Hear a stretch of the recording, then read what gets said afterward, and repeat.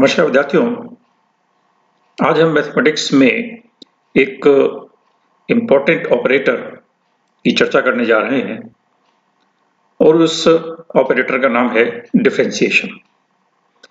Operator से शब्द से हमारा तात्पर्य होता है कि हम किसी मैथमेटिकल फंक्शन पर या एक्सप्रेशन पर क्या प्रक्रिया करना चाह रहे हैं। जैसे एडिशन है, सब्ट्रैक्शन है, मल्टीप्लिकेशन है, वो सब ऑपरेटर्स हैं कि हमको जोड़ना है या घटाना है। उसी तरीके से डिफरेंशिएशन है, एक ऑपरेटर है कि दिए हुए फंक्शन पर हमको क्या प्रक्रिया अपनानी है। तो आज हम उसी डिफरेंशिएशन के ऊपर चर्चा करेंगे। इसके बारे में कोई गूढ़ ज्ञान अपने को नहीं लेना है। फिजिकल केमिस्ट्री में जो डिफरेंशिएशन के कॉन्सेप्ट्स यूज किए जाते हैं और जितने यूज किए जाते हैं कम से कम उतनी की बेसिक नॉलेज या फंडामेंटल रूल्स और उसको लागू करने के तरीके, वो किस तरीके से छोटी छोटी मैथमेटिकल प्रॉब्लम्स डिफरेंशिएशन की सॉल्व की जा सकती हैं और किस तरीके से इन डिफरेंशिएशन के नियमों को हम फिजिकल केमिस्ट्री में अप्लाई करके अपनी प्रॉब्लम्स सॉल्व कर सकते हैं, सॉल्यूशन ले सकते हैं, उसके बारे में बस थोड़ा सा अपने को नॉलेज लेनी है। तो इसलिए कोई बहुत मैथमेटिकल चर्चा इस विषय में नहीं करेंगे, टू द पॉइंट अपने को रहना है और उतनी ही अपने को यहाँ पर चर्चा करनी है जितनी की अपने को आवश्यकता होगी। तो अवकलन में हम एक हमारे पास फंक्शन होगा और वो फंक्शन किस तरीके का होगा, y equal to F X, ये एक फंक्शन कहलाता है कि y is a function of x। अब ये फंक्शन क्या है वो एक अलग बात है, उसके बारे में अलग चर्चा करेंगे। ये x यहां पर वेरिएबल है यानी स्वतंत्र चर है, अर्थात जिसमें परिवर्तन या जिसके मानों में परिवर्तन हो सकता है और इसके x के मानों में परिवर्तन से y के मान में परिवर्तन होगा। इसलिए हम कहते हैं कि x एक इंडिपेंडेंट वेरिएबल है, स्वतंत्र चर है, और y एक डिपेंडेंट वेरिएबल है या परतंत्र चर है जो कि x के मान पर निर्भर करता है। अब जैसे हम लिखें y equal to X square, तो वो एक फंक्शन है। y equal to E raise to the power x, वो एक फंक्शन है। y equal to 4x cube plus 3x square minus 2, तो वो एक फंक्शन है। तो इस तरीके से कोई भी फंक्शन हो सकता है और उस पर हम डिफरेंशिएशन का कॉन्सेप्ट लागू कर सकते हैं। और क्योंकि x में परिवर्तन से y में परिवर्तन होगा, तो यदि हम x में एक छोटी सी वृद्धि कर दें डेल्टा x, यानी x में एक सूक्ष्म परिवर्तन कर दें, तो y के मान में भी एक सूक्ष्म परिवर्तन होके y प्लस डेल्टा y बन जाएगा, ठीक है ना। और इस इक्वेशन में से यदि हम पहली वाली इक्वेशन को माइनस कर दें तो हमारे पास कुछ इस तरीके का आएगा, डेल्टा y की वैल्यू आ जाएगी, ठीक है। यदि हम इक्वेशन 2 में से 1 को माइनस करते हैं और यदि इसको हम x से डिवाइड कर दें तो हमारे पास कुछ इस तरीके का एक रिलेशन आ जाता है कि delta y upon delta x equal to function of x plus delta x minus function of x divided by delta x। ये हमें क्या बताएगा कि x में परिवर्तन से y के मान में कितना परिवर्तन हुआ है। यहां पर हमने वृद्धि की है तो हम कह सकते हैं कि x में वृद्धि से y के मान में कितनी औसत वृद्धि हो रही है, उसको ये फंक्शन एक्सप्लेन करता है। अब यदि ऐसी स्थिति में ये जो डेल्टा x है, अर्थात चेंज इन x के मान में परिवर्तन, यदि ये बहुत सूक्ष्म है, जिसको हम कहते हैं डेल्टा x टेंड्स टू 0, और हम इस तरीके से लिखते हैं कि delta y upon delta x और limit delta x tends to 0, इस तरीके से लिखते हैं। तो यदि हम इस तरीके से फंक्शन को लिखते हैं कि delta y upon delta x when delta x tends to zero यानी जीरो की ओर अग्रसर है, अर्थात डेल्टा एक्स में परिवर्तन अति सूक्ष्म है, तो उसको हम डिफरेंशिएशन या अवकलन कहते हैं, या उसको डिफरेंशियल कोफिशिएंट या अवकल गुणांक कहते हैं, और उसको हम सामान्यतः dy अपॉन dx से लिखते हैं। dy अपॉन dx एक फाइनाइट क्वांटिटी हो गई, यानी एक यहां पर delta y upon delta x ये तो अति सूक्ष्म परिवर्तन के लिए है, और यदि परिवर्तन फाइनाइट है ऐसी स्थिति में हम उसको dy अपॉन dx लिख देते हैं। तो ये dy अपॉन dx अर्थात d upon dx of y, ये y अलग है, ठीक है, तो इसको हम क्या लिखेंगे, d upon dx of y, y function है जो कि x पर निर्भर कर रहा है, और x में परिवर्तन से y में परिवर्तन, तो ये dy अपॉन dx बताएगा। तो dy अपॉन dx यानी इसको हम यहां पर इस तरीके से इसको ब्रैकेट में भी ले सकते हैं, इसको हम कह सकते हैं d upon dx of y, अर्थात delta y upon delta x when delta x tends to zero, या इसमें से किसी भी रूप में हम इसको कह सकते हैं, ठीक है, इस रूप में भी लिखते हैं। ये कैपिटल D डिफरेंशिएशन को बता रहा है, यानी d अपॉन dx को बता रहा है, और ये हमारा फंक्शन है जो कि y के बराबर है, तो उसको हम कई रूप में अलग अलग तरीके से लिख सकते हैं। यदि कैपिटल D ये डिनोट करता है d अपॉन dx अर्थात x के सापेक्ष परिवर्तन को।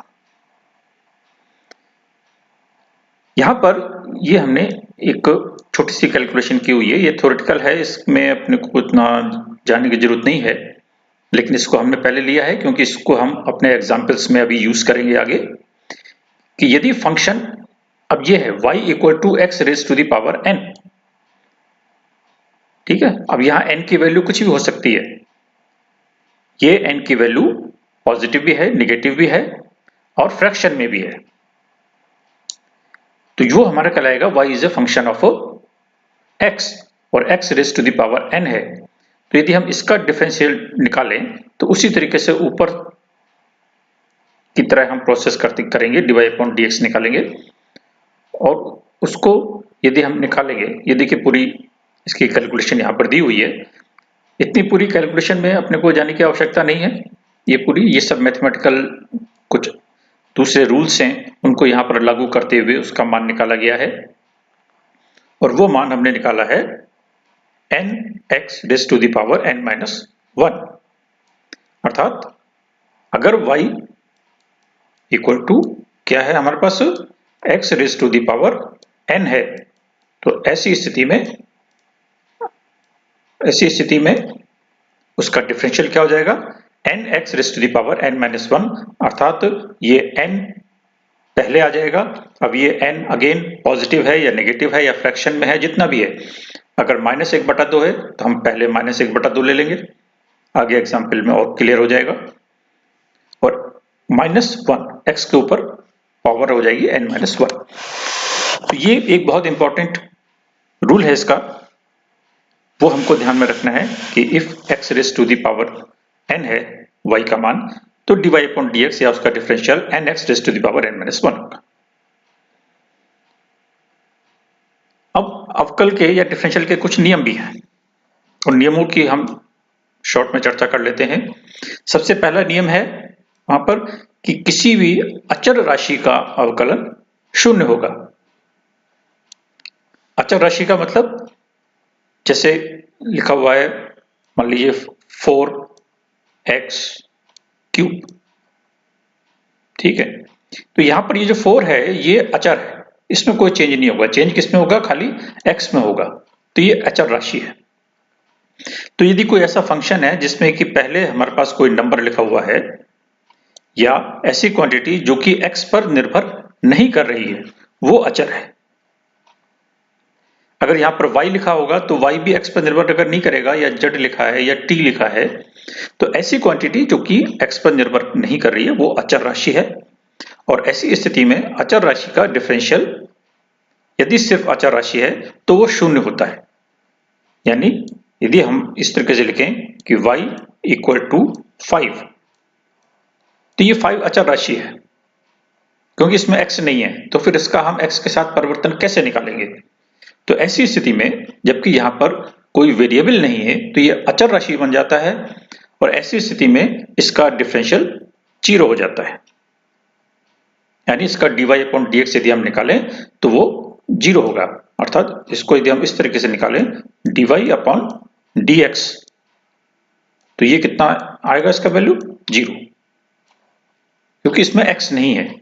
हम सिर्फ तभी x का इसका डिफरेंशियल निकालेंगे यदि दिए गए फंक्शन में x उपस्थित है, अर्थात वो x पर निर्भर कर रहा होगा।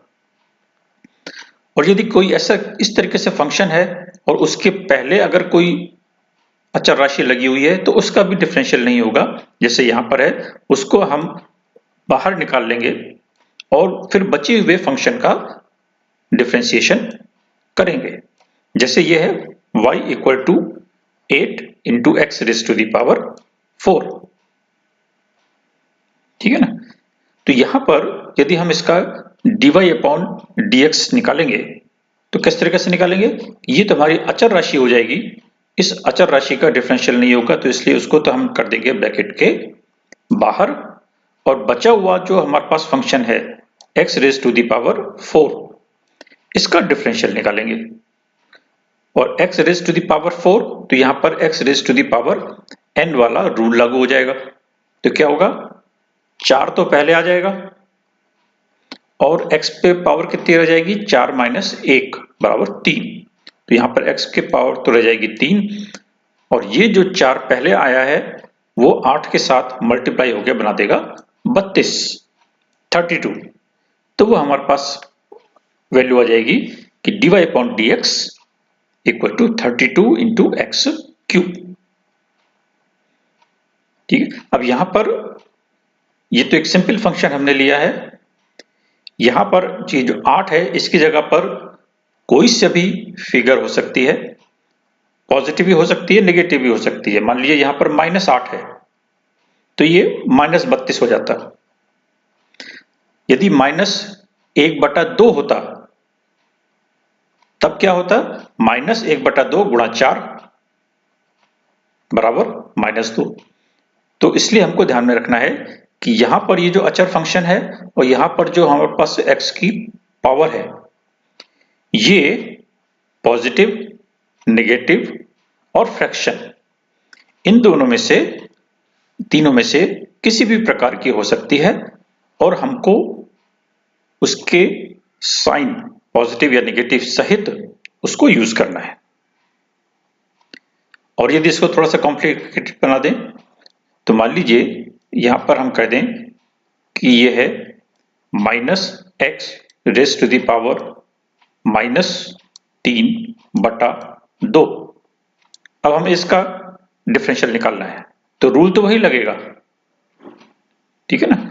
रूल तो इसमें यही लागू होगा nx raise to the power n-1 का। लेकिन किस तरीके से, ये -3/2 है, इस -3/2 को हम पहले लाएंगे, ये माइनस और माइनस पॉजिटिव बना देगा क्योंकि minus multiplied by minus equal to positive, तो ये माइनस और माइनस पॉजिटिव बना देगा, और यहां पर क्या रह जाएगा, -3/2 -1 यानी -5/2। तो हमारे पास उसका वैल्यू क्या आ जाएगी कि यहां पर तो आ जाएगा 3/2 और यहां पर आ जाएगा x raise to the power -5/2। तो इस तरीके से निकालेंगे। इसलिए हमको बहुत विशेष ध्यान रखना है, अगर कहीं पर शुरू में माइनस है या यहां कहीं माइनस है तो कैलकुलेशन में जहां कहीं भी हमको माइनस दिख जाता है तो वहां पर हमें विशेष ध्यान देना है और नियमों की पालना सुनिश्चित करते हुए हमें उसको लागू करना है, ठीक है। तो इसलिए इसको बहुत सावधानी पूर्वक हमें लेना है। दूसरा, यदि फंक्शन आपको इस तरीके का भी हो सकता है, जैसे यहां पर एग्जांपल लें, y equal to 3x square plus 4x square plus 6, ये पूरा एक फंक्शन है, ठीक है। लेकिन यहां पर इसको हम अलग अलग फंक्शन मानेंगे कि ये तो पहला फंक्शन है, ये दूसरा फंक्शन है, ये तीसरा फंक्शन है, और इसमें क्योंकि x नहीं है 6 के साथ, इसलिए ये अचर राशि हो गई, और अचर राशि का डिफरेंशियल 0 हो गया। तो बाकी हमारे पास रह गया ये 3x क्यूब और 4x स्क्वायर। तो यदि कोई इस तरीके का फंक्शन है, यहां पर प्लस का साइन लगा है, माइनस का भी हो सकता है, यहां पर भी माइनस का हो सकता है।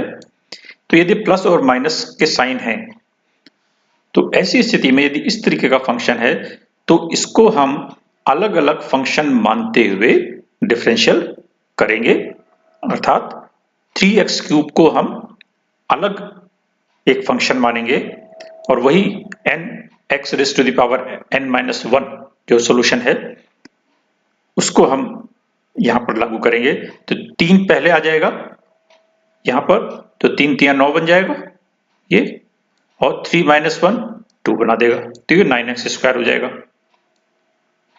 और 4x स्क्वायर है, तो ये 2 पहले आ जाएगा, तो 2 × 4 बराबर 8, और 2 - 1 = x, तो 8x हो जाएगा।